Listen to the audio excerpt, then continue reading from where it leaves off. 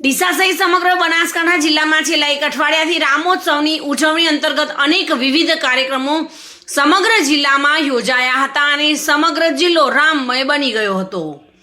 ડીસા સહિત તાલુકામાં પણ એક ગામડે એક ઘરે ભગવાન શ્રી રામ મહોત્સવને લઈને લોકોએ ખૂબ જ ઉત્સાહથી ઉજવણી કરી હતી.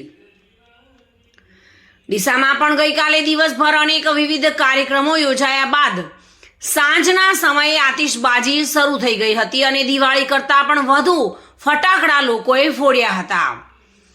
જેમાં સાંઈબાબા મંદિર આગળ અંદાજિત 5 લાખથી પણ વધુ રૂપિયાની રકમના ફટાકડા એક સાથે આતિશબાજી કરી અલગ અલગ કલરના ફટાકડા ફોડતા આકાશ રંગબેરંગી કલરફુલ ભાસી રહ્યું હતું.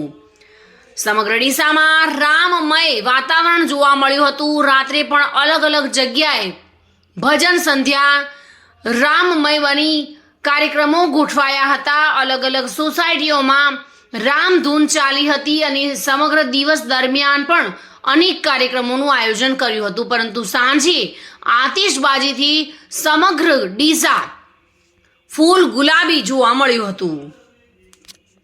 Reena Parmar, today news, Gujarati.